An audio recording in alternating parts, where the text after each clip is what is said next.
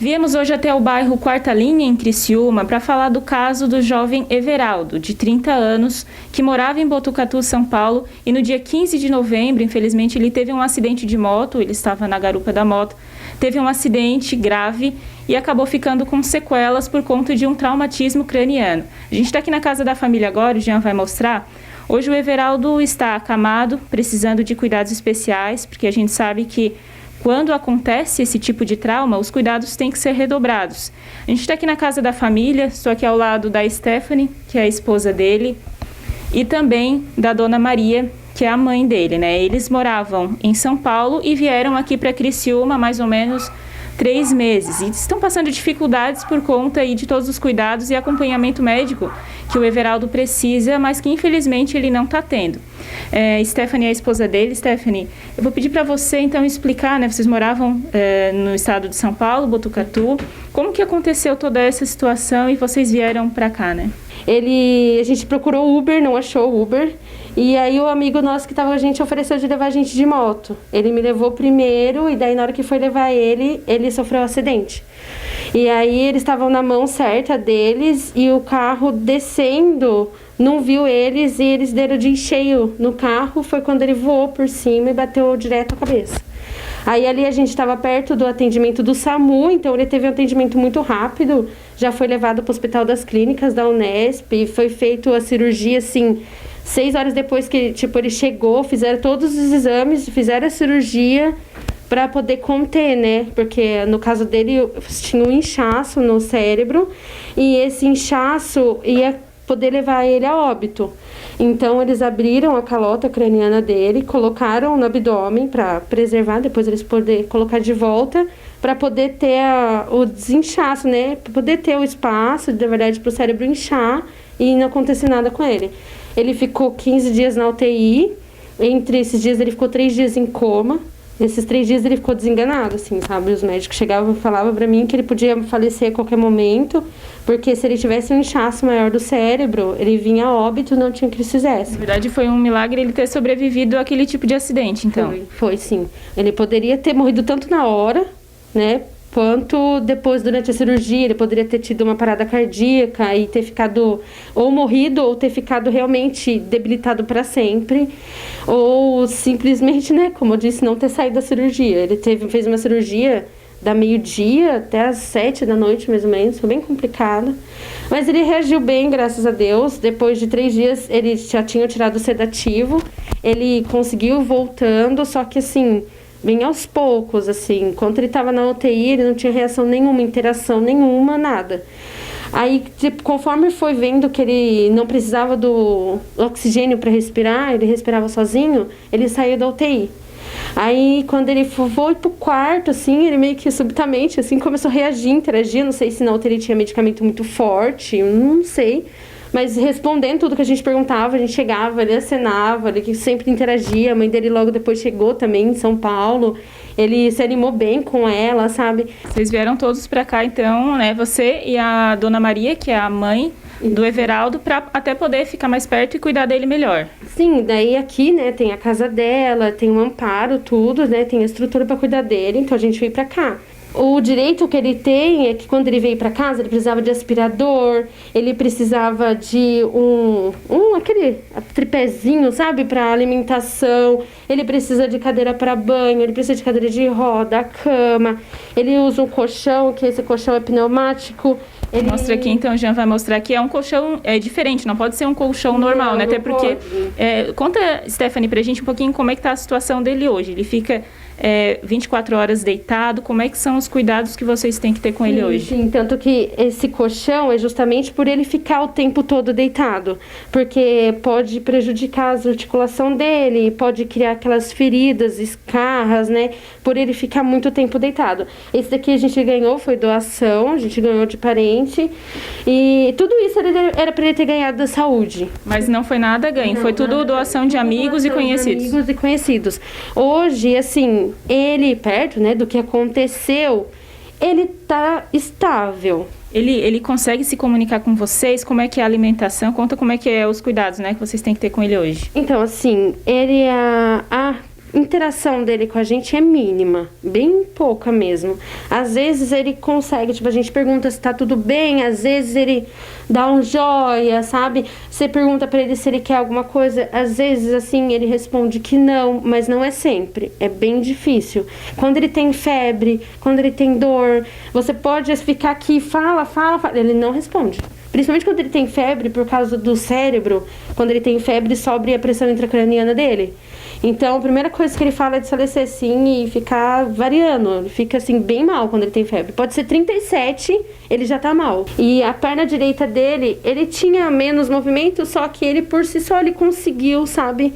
Ele consegue, ele puxa ela pra cima, ele coloca ela pra baixo. Quando ele quer mudar a posição da perna, ele consegue mudar bem. Graças a Deus, isso ele tem. O que ele não tem é o movimento do tronco. Ele não consegue, tipo, que nem ele tá deitado agora, eu vou levantar e coçar meu pé. Não consegue. Ele não tem isso. O braço dele esquerdo, ele movimenta bem, mas ele sente bastante dores. Por quê? Porque ele fica muito tempo deitado. Faz desde dia 15 de novembro que ele levanta da cama, assim, o mínimo para ir na cadeira de roda de acordo com o que a gente consegue. Então, assim, o que ele precisa agora é do tratamento com a fisioterapeuta. Por quê? Porque a gente precisa que o braço dele tá assim, mas não é para sempre. Se ele pode recuperar os movimentos, pode recuperar. Então. Se ele tiver um tratamento com uma fisioterapeuta, ela fazendo os exercícios que precisa, ela vai estimular o cérebro dele a voltar a funcionar. Ela vai fazer voltar tudo o que ele precisa, sabe? O braço dele, as pernas, ele sente dores, às vezes ele reclama muito de dor aqui do lado, mas por causa das posições que ele fica. A gente sempre vira ele, né, de acordo com o que ele precisa, tudo. Só que, por exemplo, ele não consegue levantar para tomar um banho. O banho dele é o cuidado é o dia inteiro, então é 100% dedicado ao cuidado do Everaldo. Sim. Você hoje, então, não está impossibilitada de trabalhar por conta disso também? Eu de trabalhar, minha sogra também, a gente fica aqui o tempo todo se dedicando a ele, né? Porque no momento ele está precisando. A alimentação dele é de 3 em 3 horas, aí a gente tem que preparar o alimento. Como a gente não ganhou da saúde, né, o tripézinho, a gente improvisou ali com o prego, a gente pendura ali, coloca aqui, 3 em 3 horas tem que ter alimentação para ele. Vamos até mostrar aqui, Stephanie, por exemplo, essa aqui é a alimentação dele, né? Isso. Essa aqui são fórmula padrão para nutrição enteral e oral. Ele exclusivamente se alimenta disso, né? Como você falou, ele não consegue mastigar. Esse o alimento dele hoje. Sim, né? Esse daqui foi o que o nutricionista de São Paulo passou para ele. Esse aqui, ele é completo, tem tudo o que ele precisa no organismo dele. Para funcionamento do intestino, para funcionamento do estômago, para poder trabalhar bem, esse tem tudo. Esse aqui a gente conseguiu pela rede de saúde aqui de Criciúma. Ele supre, mas não tanto quanto este daqui. Ele faz a função de manter ele vivo e, assim, alimentado, porque ele é rico em gorduras e tal. Mas o que ele precisa tem que ser completo. No caso, ele tem que ter os dois, então, para poder ter a alimentação completa. Esse daqui é este com mais coisas. Então, é só este daqui que ele precisa. Esse aqui da embalagem verde, então, isso, seria o ideal para a alimentação do Everaldo hoje. Isso. E em termos de valor, Stephanie, a gente sabe que esse tipo de alimentação especial normalmente é mais caro, né? Sim. Uma latinha dessa aqui, qual é o valor? Essa daqui... Média, mais ou menos, vocês sabem? 48, sai pra gente comprar pela internet. Porque a gente já procurou pra gente comprar. Se a gente comprar uma caixa fechada com 6 desse daí, a última vez que eu vi, se não me engano, tava 400. Pra vir com 6 desse daqui. R$400 com 6 unidades dessa latinha aqui. Mas ele usa 16 por mês pra se alimentar. Dá pra quantos dias uma só dessa aqui? 2 dias. Dá para 2 dias. Fica bem complicado, né? Hoje a família está passando dificuldades ainda, né? Com todos os gastos. E a alimentação também acaba sendo muito cara.